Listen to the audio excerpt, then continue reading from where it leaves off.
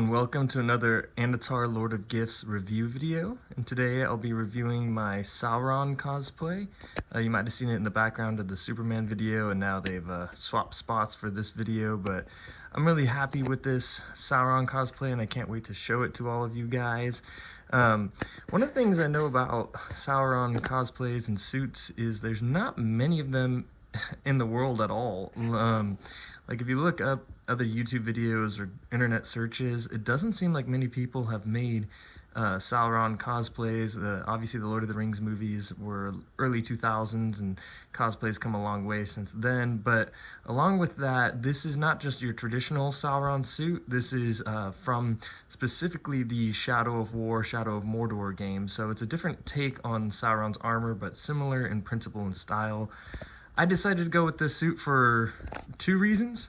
One, I think this version of Sauron's armor looks more menacing, whereas the other one looks more lengthy. So I kind of like the menacing approach that they took with this suit design altogether.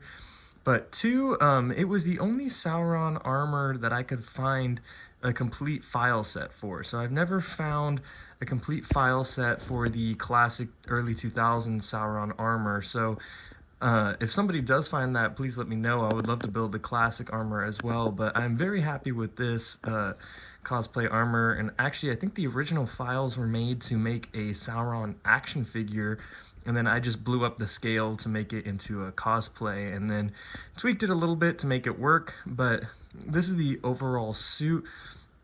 As you can see, it is a full suit, and it sits on this mannequin. I'm really happy with it.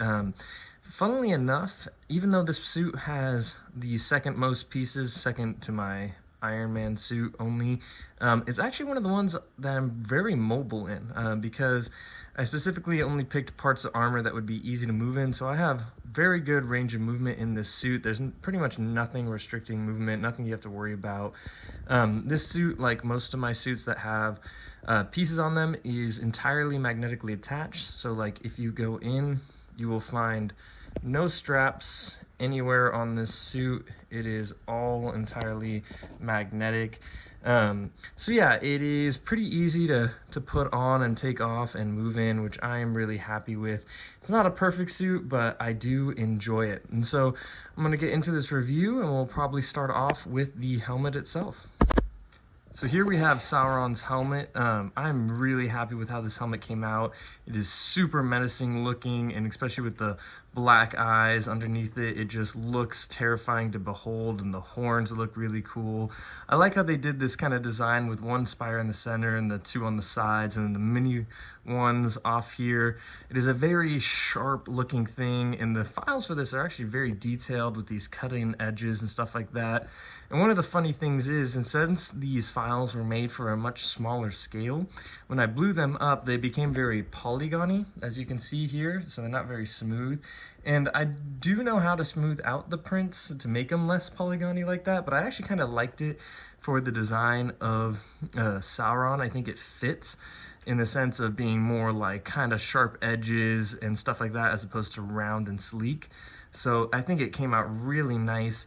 As a print, these are all printed in PLA, about 10% infill. Some of the pieces are resin, as I will show you later, but most of them are PLA, if not almost all of them.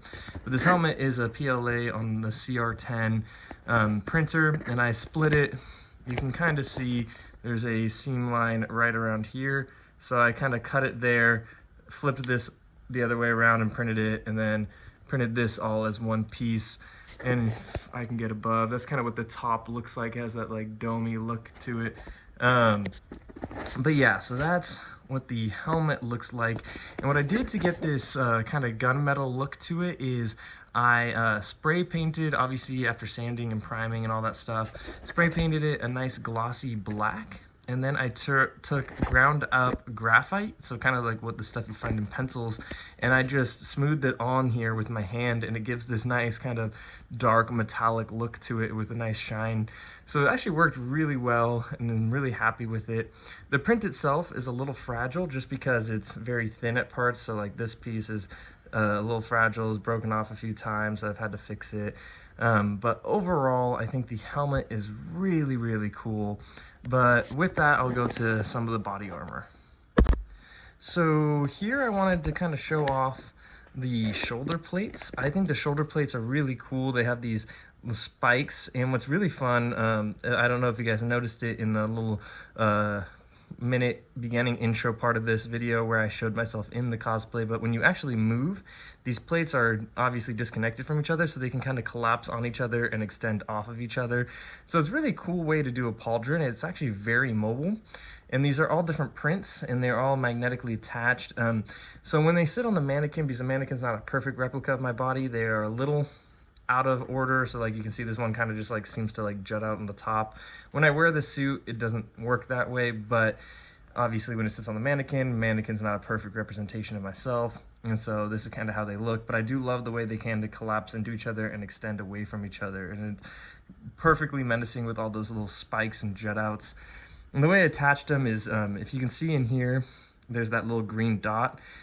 So every single one of these plates, I have a different painted magnet on it, and it lines up to a different painted part of the suit, and they connect there, so I know where each piece is supposed to go, because these things can kind of look a lot alike, and the magnets don't line up properly because these pieces are actually slightly different from each other. So when it's sitting on the mannequin, you can kind of see some of the color spots because it doesn't quite connect the perfect way. Same kind of happens a little bit here with the blue, but when you're actually wearing the suit, all of it gets covered up completely, so you don't see any of those markings. But then you have the breastplate, which I think is really, really cool. Has this cool kind of like almost diamond shape here in the center, and this polygon. It fits the body perfectly. And what's nice is I actually really love this part here, because this part here gives my ability for my arms to completely be at my sides. A lot of breastplates kind of will go out here to make the shape of a pectoral. But the issue with that is it kind of keeps your arms almost at a 45-degree angle. But here it allows me to rest my arms completely, and the sizing I got on this was actually almost perfect, because this like literally hugs my sides when I wear it, so it's nice and easy on there. I believe there's magnets up here, some on the sides, and then a few in the center, so this piece is nice and snug on there. And actually the magnets for the cape clip on under these parts here, so the cape itself is magnetized to the breastplate, so it makes it nice and easy to put on. And along with that, in the center mass, you have this kind of like diamond stomach piece, which I think is also nice. In like comparison to like the Iron Man suit or the bat suit, it can be annoying to not be able to twist or bend over, but this actually allows for a lot of movement while covering up a lot of space. As you can see, kind of again, the magnets kind of get shown when it's on a mannequin, but normally this part would be covered up when I'm wearing it. But yeah, it has that cool look to it. And then you have almost this kind of waistband. I would say this is probably the hardest piece of the suit to put on. It's probably sized a little too small for me. I could probably make another one. But it basically goes around the center, magnetically connects there, and then same on the center pieces, there's a little bit of magnets there that go and connect in. That's kind of what would be connecting here. So that piece sits in there. And then we have these little side pieces. And they just clip on right here, and then these kind of just hang on my hips when I'm wearing it. So it works out pretty well on that pieces. But to go back to the arms a bit, on the arms we have like kind of this front end that goes on the bicep and this inside end here, which I really like. Again, there's not supposed to be any closed gaps, so they're not supposed to be like seamed together. There is a gap there purposely and a gap here purposely. It really helps with the movement. Like obviously in the video game, every last inch of him is covered in armor, same with the movies, but in terms of practical wearing and comfort and ability to do stuff in the suit, definitely better to have a design like this. And then we come here to the gauntlets. The gauntlets are split into two pieces. These are the top pieces. There would be a bottom piece on here normally, so I'd split them here, and these do kind of connect seamlessly. But on the mannequin, because there's pretty much not much of a forearm on the mannequin, it just kind of droops and hangs awkwardly. So when I just have it on the mannequin, I display it like this, and since you can't really see the backside of it, it gives the same impression. So I just like it like this when it's on the mannequin, but obviously when I wear it, I have the other side of it on, as you saw in the beginning of the video. So that's kind of how the arms work. Same thing, magnetically attached, color-coded for ease and simplicity. But now we'll get to the legs of the video. So the legs are probably the most straightforward part of this suit. They're just big and bulky. This is the way I would describe it. Is The first, I'll start with these side greaves pieces here, and these pieces are really cool. They just flap about at the sides, and so they're really easy on movement. They don't restrict you at all. Basically, there's just this part here that's a strap that magnetically connects the shirt, and so they're free to do whatever they want, but they have this cool, sharp look to them. Design is nice and sleek. I love these pieces. I think they add a nice menacing look. There is on this suit a design for something that can kind of hang down the center, but I chose not to go with it. Honestly, probably could. It would probably make it look better, but for whatever reason, I stopped there with the sides. But I like it the way it is so far. And then here we have the quad pieces, and so these ones were a pretty big pain to print because I did these as just one solid piece, and it literally maxed out my height on my build plate. So these things are absolutely massive, quite long. They have a little spike here jutting out on the side. The print quality, I would say, was pretty poor when I did these. If I was going to redo the suit, I'd probably start with redoing these. But they did come out quite nice. I think in a long run, it's kind of nice about doing a suit like this is like imperfections kind of look cohesive with the suit because it's supposed to be kind of battly and imperfect and dark and menacing. So it's kind of forgiving a little bit, but overall I think they came out really cool. And they basically just magnetically connect to the sides of the legs where they kind of hug it there. And again, the fit is kind of nice to where, like, honestly, it just kind of like force fits my leg anyway. There's no backside to these because the cape kind of covers the backside. So it just does that on its own. And then here, which you didn't get to see in the video at the beginning, because at the time when I filmed that, I didn't have these made. These are the boot pieces, and they just go over. I have like black boots that I wear with this, and these go over the top of them. And so these have these giant spike here, this giant front end here that adds just this menacing size to the legs. And so this part is just kind of where the boot would come through. Obviously in a PVC mannequin, can't really make it wear the boot, but they do connect and have a backside, and so they basically just separate magnetically and click together magnetically. So it's pretty good, pretty chill, really easy to put on, which is nice. And that does it for the legs. I'm going to show you a little bit of how the cape works and stuff like that. So yeah, the cape is really simple. It's just a generic black cape, nothing special. It just hangs through those magnets I showed you at the front. What's nice is they can kind of go under the shoulder blades like that.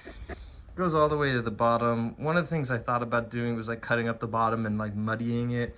Might still do that, but as for now, it works pretty fine. Honestly, nothing's too special here about the cape. But one thing I wanted to show you is the shirt is actually cut down the back. And I did this, it magnetically connects. That top magnet isn't closed, just again because it's a mannequin. But I did this because it's easier to kind of fit the shirt in when it has an open back, and kind of slide your arms in and put all that on. You can even do that without taking all these pieces off, and it also helps with getting it on the mannequin.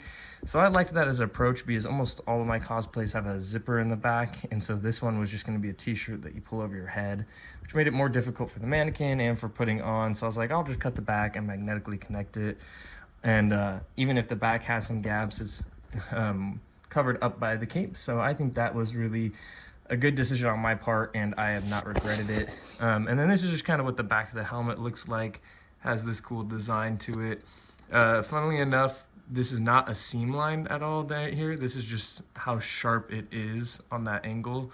So yeah, that's the helmet. And then I will kind of transition and show you the gloves and the mace. So this here is the mace. Unfortunately, there's no light in this part of my room, so it's kind of poorly lit, but I do like having the mace up here. I actually custom designed and 3D printed that wall mount that holds it. But this mace is really cool. Again, I think it was meant originally to be printed for an action figure, but I blew up the scale and then printed it myself at a 1:1. I also hollowed out the rod part of it to make room for an actual metal rod that's in this mace, so it's actually pretty heavy. It sits above my Lord of the Rings swords, and this one is extremely heavy because it's a dwarven broadsword. It's Thorin's from the Hobbit movie, but it's about the same weight, which is the point I wanted to make, is that this mace it actually feels like it's made of metal, and the staff is 100% solid resin, except for the part that I hauled out to put the rod in, so it feels dense. The head, unfortunately, my resin printer isn't big enough to print that head, so that's just PLA. So it's kind of ironic. The part that you would assume to be the heaviest is actually the lightest, and the part that you would assume to be the lightest is actually the heaviest. The wall mount is just printed out of PLA and hand painted, and if you can see here, it has that Sauron helmet design and inscription, and then along with that, the Eye of Sauron at the top of his crown. So I think it looks really cool next to all the Lord of the Rings swords, which is really fun to have all this as you kind of walk into the room. But next I'll show you guys the gloves. So I thought the best way to show how the gloves worked and how they fit would just be simply put it on. So as you can see, I have just this black, like, combat looking glove. It's actually funny, these fingerprints, the reason they're discolored is because you can still use your phone just in case you need to text somebody and check how fares their progress. This is the handpiece, and so kind of like the shoulder pieces, it has those kind of flexible pieces that go on top of each other, which really helps with the movement, so I can do pretty much any movement I want with this glove, and it feels pretty nice. All these pieces are resin printed. I really like that the knuckles are independent of the others. It really makes this movement really easy, and those stay right where my knuckles are. And then I like all the finger joints that kind of layer on each other, so it makes it actually pretty easy to close a hand and move your fingers. So there's really no restriction with this glove, which I really like. And then obviously it has the one ring on it. This is my custom 3D printed one. Shapeways did the mental printing. I did the designing. It has the inscription in there. This is the exact same design as the ring that goes in my one ring display with all the rings of power. That's another video that you can check out on my channel. I just scaled this one up a bit so it would fit over the glove. And then simply what's really cool is these two pieces here are actually magnetic, so they can detach from the glove, and I do that so I can slide the ring on and off easily without having to try to get it through anything or stuff like that. The rest of these are all just glued on and they just stay in place. And the left hand glove is the same thing, except obviously it doesn't have the one ring and there's no magnetic attachment. You can kind of see the magnet there. I don't know if you can kind of see it there a little bit.